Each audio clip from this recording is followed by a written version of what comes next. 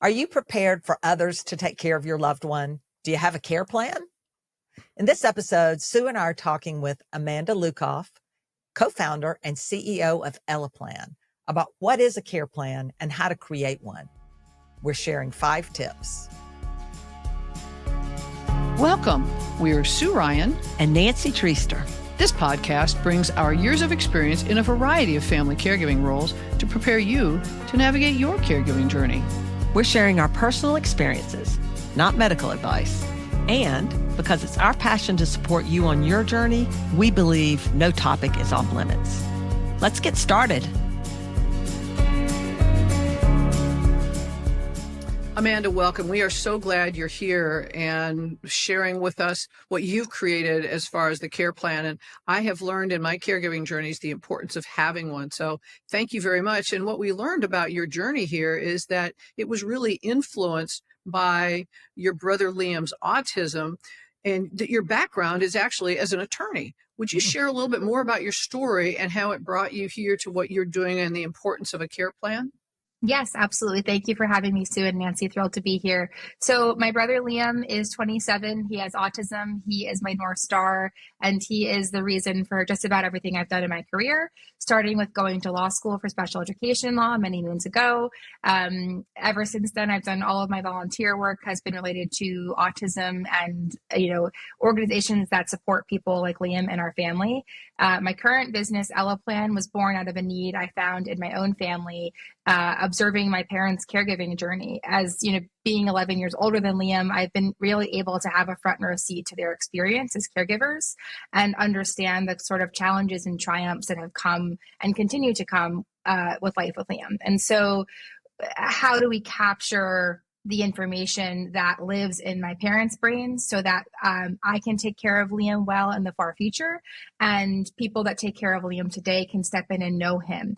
And when we think about a care plan and we go into the 5 tips, I want people to think about this is about the care recipient. It's about Liam, but it's for the caregiver. And so the goal of a care plan is to really unload some of the burden and overwhelm that comes with life as a caregiver and allow others to know your loved one the way you do.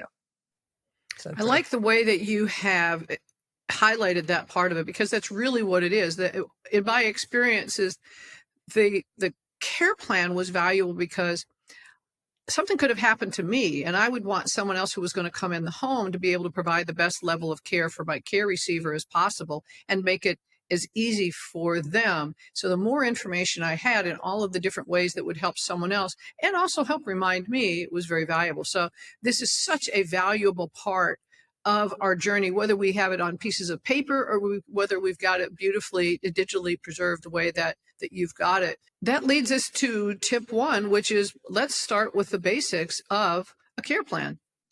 So with basics, we're talking about what lets me leave the house today. Right. So if you need to step out for even just 30 minutes, right. And yes, you could be dealing with a situation where an emergency happens and you're not available to take care of your loved one. But even if you just want to run to the grocery store for 30 minutes or go to the gym for 30 minutes, what allows you to get that respite and bring somebody else in? We're talking about things like emergency contacts, medications, maybe high-level meal preferences, allergies that would need to be noted for short-term care, and medical conditions that are relevant for that period, right? So just kind of those quick nuggets of information that let you leave the house for 30 minutes. Which is very, very helpful. In my first journey with a formalized care plan, I created a big notebook that I kept on the kitchen counter. And I had it all divided out by different topics and things like that. And I even had a flashlight in case, because we're in South Florida, if there's a storm. But it had the different kinds of information. And I also had the digital version because I had printed this out from things that I had family members have access to. So the start was there that for where we had it, but there's more than just the basics. There are a lot of other things that we want to do with it. So let's talk about tip 2, which is a huge part of the importance of having a care plan is so that we can outline what their daily routine is and tips to help whoever's coming into the home be able to give the best level of care for our loved one. Yes. So thinking about the daily routines and preferences, this is where I think about if someone stepped into your shoes for a day or maybe even a week so you can take a vacation, how would they know how to make your loved one feel safe, understood, and comfortable? And what information can you leave to make you feel safe, understood, and comfortable leaving, right? And so this is where we talk about the who, right? So there's the medical conditions, that's important, the diagnoses, that's important, but also, um, you know, Liam is more than his autism, right? I want people to know that he loves Weird Al and SNL and Stephen King and hates hiccups and tattoos, right? What are the things that make Liam Liam? And yes, his OCD triggers are important, right? We need to understand behavioral patterns and meal preferences and daily structure. What's the bedtime routine? What's the wake up routine? What happens at 11:35 every day, right? What are these routines that help your loved ones stay balanced, right, and stable? Or you deal with Alzheimer's and dementia, that's so important, right? These routines are critical for care. So how can we convey that, include that, and then triggers, both positive and negative? What songs might bring them back, right? Things like that. Yes, I can certainly relate to the songs. In one of our other podcast episodes, I shared a little bit about this, but when my husband, 100% Irish, and before he was diagnosed, there wasn't an Irish song that he did anything other than just sing with great joy.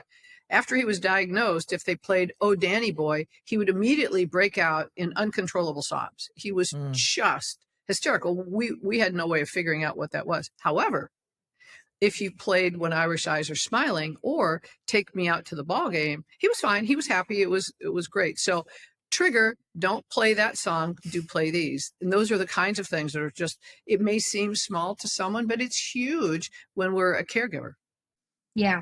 I think it's those things that we might take for granted as caregivers, right? Like what are those details and those nuances of our people that are so obvious and intrinsic to us because we live with them and love them, but that we can easily share with the right kind of care plan? Thinking about those nuances. One of the really, really, really valuable parts about a care plan, especially when someone else is coming into our home, is what do you do in the case of an emergency, which is tip 3, documenting for caregivers. What do you do in case of an emergency? Mm-hmm. This is where we're thinking about how can we calmly and clearly handle a crisis. We can all agree that more than any other scenario we talk about today, the vacations, the gym, the grocery shopping, right? These crisis situations are paramount and are the moments that require the greatest clarity. And so having the information teed up in your care plan for what happens in these moments is so important. Your care plan should be clear on what you consider an emergency, right? Your emergency is different from mine, right? Liam could be somebody who has an episode that to an outsider could look like an emergency every day, but we know that that's just Liam being Liam on a Tuesday, right? So there are these nuances of what you consider an emergency. And then within that, when do you call 911? When do you call hospice? Is there another person that should be called instead before an ambulance comes? What's that process? What's the phone tree of people that we're calling and contacting? Are there any special instructions for EMRs, for EMTs or ER staff? And where are the key documents kept? Where are the medical documents? We'll get to that a little bit next, but when we're talking about a crisis situation, what documents are important to you to have handy so others can easily access them and that information? And I learned this one the hard way because we had to have an emergency that, we thought we were completely prepared for emergencies. Let's put it that way. My in-laws, both 90, living 3 miles away. They don't have a car. I took them to their doctor's appointments, to the grocery store, did their grocery shopping for them and everything. But my mother-in-law was the person who stayed with my father-in-law who had Alzheimer's. She was the at-home person all the time. Even though we had part-time caregivers who came in, she was the person who stayed at home. And she was mentally, still is, in very good shape, has some mobility challenges, but mentally in very good shape and still can get around. And so all of our trips to the emergency room for the past couple of years had been because of him. So we're in pretty good shape going to the emergency room when something happens to my father-in-law, because if he has to be admitted to the hospital, we can stay with him and deal with his situation because she's perfectly fine at home by herself until she wasn't. So one day she falls and it's 2:00 in the morning. She tells the EMTs when they get there to call me. They call me, and the first thing I say is, you can't take her to the hospital in the ambulance and leave him at home alone because he's got dementia. So all of a sudden we have a completely new situation. Like, what are we going to do? I said, you either need to stay there until I get there and can take him, or you have to take him in the ambulance with you because he's mid-stage dementia. He can't stay home by himself. So a whole new situation, 2:00 in the morning, trying to get my brother-in-law, my sister-in-law, who's going to take care of Pap, because Pap doesn't need to stay in the hospital. They want to admit her, but there's no one to take care of him, and somebody needs to be with her as well. So just a complete debacle. So lesson learned the hard way. Well, lesson learned. Exactly. Right. So we got it all sorted out, and 3:00 in the morning, and enough sorted out. Let's put it that way. And I came home and said, oh my goodness, I thought we were in good shape, but we're not. So I created a care plan for my mother-in-law, a care plan for my father-in-law, a care plan for my husband, a care plan for my mother, who is in perfectly good shape, lives in an independent living community, but you get a care plan too. Everybody gets a care plan. You get a care plan. You get a care airplane. Everybody gets a care plan, because we just really were, in bad shape. So I did put all those care plans out on a Google Drive, gave access to all the people, a handful of people that would be the ones most likely to need them. And then printed a copy, put them in the purple folders at everyone's house. There's in the purple folder, a care plan in case of emergency as well. But lesson learned, when you're putting together, when you're thinking through what are we going to do in an emergency, you've got to write all this down, including who to contact, what their telephone numbers are, where the documents are, everything. That really leads us into tip 4, which is collect key contacts and documents and have them someplace so people can find them. Mm-hmm, mm-hmm. And this is, we're talking about, if there's an unexpected situation, like you just outlined, Nancy, or you just have to run out the door quickly and, you want everything in one place, or for your own sanity, you just know that it's there for whatever reason that comes up, right? How would people know how to find the important documents? And we're talking about things like insurance cards, healthcare directives, POAs, guardianship forms, and not just for somebody else, like I said, but can you easily find these things, right? Like I like to consider myself pretty organized, but I went to the doctor the other day for my son, and I had the other son's insurance card, but not this one. And fortunately, they were one number off, and I knew that, so it was fine. But when you're dealing with caregiving, it's overwhelming, and you need to keep yourself organized so that you don't feel more overwhelmed than you need to.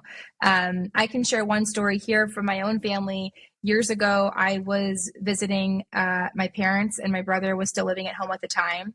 I was home with my then newborn son, so not normal for me to be at home. I was no longer living at home then. And my brother had an incident that required the police and ambulance to come to the house. Liam had to go to the hospital for psychiatric evaluation, and my mom went with him in the ambulance. My dad followed by car. And from the ambulance, my mom is calling and texting me with things like, on the second shelf by the phone, there's a pink folder with a guardianship document. Take a picture and send it to me. Okay, now go to my desk, sit in the desk, in the third drawer down is a yellow folder with his medication list. Take a picture, text it to me. Okay, there's a new medication this week that we got 4 days ago. I haven't updated the list yet. Can you go to the pantry? There's a big bin on the floor. Find the one that looks most recent, get a picture, and text it to me, right? I was home and I could send her these, but the obvious question is, what if I wasn't home? And sure, could my dad have turned the car around and gone back to the house and done this for my mom? Yes, but he's not thinking about that. He wants to be with his wife and son in a moment of crisis when, this was not a regular occurrence for us. This was really traumatic for our family and for most of all for Liam. And so getting this information at your fingertips so that in a moment of crisis or in a caregiving moment where you're running to the hospital or doctor's appointment, it's on your phone. It's handy, right? And I think that even if my dad could have gone home, I don't think he would have been able to find the papers either, right? And after that, I said to my mom, it's great that you know where all these things are, but now we're talking about 3 different locations in the house for 3 different forms, all of which relate to his care. How can we streamline this and make it easier for you to find it, for me to find it, for dad to find it, and everything else? So I think it's really important. And like how do we make it easier to keep things up to date, like the medication list, right? When would you have added that new medication to the list? How often are you doing that? Yeah. Those are such valuable tips. And I know in our journey, part of the reason that I created the first care plan is that if something happened to me, Right. I wanted to make sure whoever came into the home was in the best position to be able to provide the best levels of care. I mean, I had done the obvious things. I had my husband registered with the police and EMTs, so they knew he had a dementia and they knew tips and things about it. I had file of life on the front door. I had a key on the outside of the house that only the EMTs had the code to so they could get in, so they didn't have to break into the home. But the documents that I had were for them to then be able to get all the different kinds of information they would need. And then if someone else was going to come in to help care for him, if it's something had happened to me, I had made a list. For example, we had a code word, and I had one word that I would text to one member of the family, and they would know to call all these other family members and let them know that something was going on. I had a list of different people who could come. Somebody could do an hour, somebody could do a half a day, but they all knew who each other was. So what we were doing is making it as easy as possible for people to have that. But again, while I had a Google Drive folder and all those things, and we can start anywhere. I mean, those were great at the time. The fewer touches we have and the easier it is to keep it updated, the easier it's going to be. And it's always going to be a work in progress. And I think that that's just such a valuable thing to start thinking about it and being intentional about it. And the things that you're doing to bring the care plan together are so that we're able to provide the best level of care for our loved one and also for those other people who may be caring for them if we can't care for them. And so that takes us to tip 5, which is keeping everything accessible and current. So here we're asking a question. Do I have a system that is as dynamic as the needs of my loved one and the ever-changing piles of documents and information? Amanda, that was so powerful. Would you be so kind as to just say that one more time? Absolutely. Do I have a system that is as dynamic as the needs of my loved one and the ever-changing piles of documents and information? And I think the dynamic piece is really important, Sue, and you touched on this in what you just said earlier. We as caregivers don't want to think very much about other people having to cover for us, right? It's a lot easier. I think easier is a relative word. It's a lot easier to do it ourselves, right? Because we know how to do it. But the fact is, you need time away. Crises can happen, and you may be pulled away even when you don't want to be. If you ask my mom, her solution to this is she's going to live one day longer than my brother, right? Because no one can take care of. Yeah, right. Wouldn't that be lovely, right? This is, I think, sort of this cross that caregivers bear. And so the dynamic piece of it for me comes into how can I allow caregivers to have more freedom? And the answer is a dynamic care plan, right? And so your care plan should be a living, breathing thing. It should evolve. It should be, updated, accessible by everyone that needs that information whenever they need it, whether it's a binder on your kitchen counter or on your nightstand next to a flashlight like Sue, or a Google Doc shared with family, or a platform like Eleplan that's digital. The most important thing is to keep it updated as things change. The care plan is only as valuable as the information you put into it. I'll say that one more time because I think it's so important. The care plan is only as valuable as the information you put into it. And, that's the hard part. In addition to creating a care plan, and by the way, when we talk about creating a care plan, Amanda and Sue have both said this. If it's just the basics, get the basics written down. Start somewhere, right? Yes. Write down the basics and at least start with that. But you do want to make sure that you have some sort of regular pattern to keep it updated. If you're keeping it manually or even on a Google Drive like I was, you have to put in your regular schedule to go out and keep it updated when medications change, preferences change. There is a lot to do to keep it updated. And I think I want to hear a little bit more about Eleplan, which is using a system to help you keep it updated so that you're keeping it in a more dynamic format. So can you tell us a little bit about that? Yeah, sure. So our goal in building Eleplan was to create a dynamic care plan. That was the number one goal. How do we create a dynamic care plan that is accessible and easy to update, and more importantly, easy to call upon the information in that care plan? So step one is to put the information somewhere, but step two is how do I get it out, right? How do I easily get that information back to me or another caregiver? And so with Eleplan, our goal is to enable caregivers to get that information in as few touches as possible and put it in as few places as possible. So we're, kind of a one-stop shop for all the information, all the documents, all the contacts, all the routines, all the members. You can permission people into the plan that need to have access to it. You can share with contacts. You can share the full care plan if needed. Or my favorite part is we use AI in a super safe way to basically call upon smaller nuggets of information. So maybe if I'm a respite caregiver for 30 minutes, I just need to know what mom might like for a snack. So I can say, hey, Ellie, what kind of snack should I give mom? Or I'm scrambling to fill out insurance forms and I forgot mom's blood type. Hey, Ellie, what's mom's blood type? Right? There are bigger things too, like you're preparing for a benefits audit or something like that. We can actually call upon the documents that are in your Eleplan. And so it's really about encouraging caregivers to put the information in one place, but then support them further by allowing them to utilize that information in the ways that matter most in caring for and knowing our loved ones as best as we possibly can. You can learn more at www.eleplan.com. That's ELEPLAN.com. And Sue and Nancy know this, but I'm an open door and welcome any emails from your community. My email address is amanda@eleplan.com, AMANDA@ELEPLAN.com. And I'm happy to chat about anything. I know we've covered a lot today, and if I can leave you with one thing, if all you do today is write down 3 things, if you write down an emergency contact, or don't play Danny Boy for dad, or no tattoos for Liam, right? Whatever it is, you've done a great job, and you have to start somewhere. Like Nancy said, I have a note on my Post-it, just start. Whether, whatever system works for you and makes you feel empowered and supported as a caregiver, just start.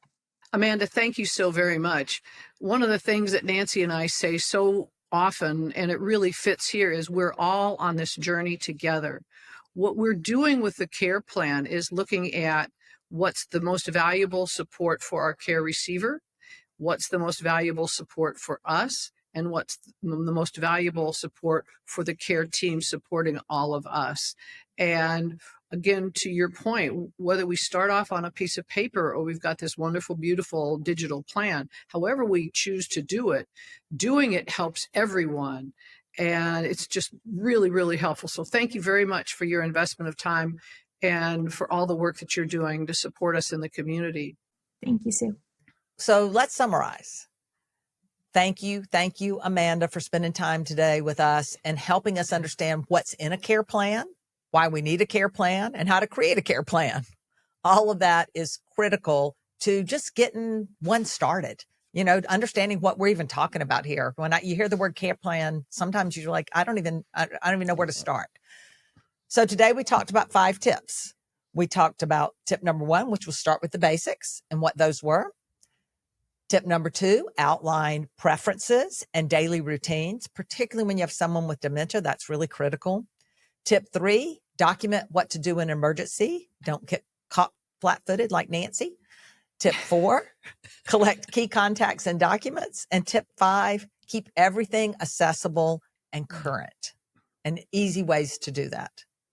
Now, if you have tips about what to put in a care plan or how to create a care plan, please share those on our Facebook page or our Instagram page. The links are in the show notes. If you like this podcast, please share it. Please follow it, subscribe to it. We really, really appreciate it. We'll make sure that all the information on how to get to Eleplan and how to get to Amanda are in the show notes as well. We're all on this journey together. Yes, we are. Thank you, guys.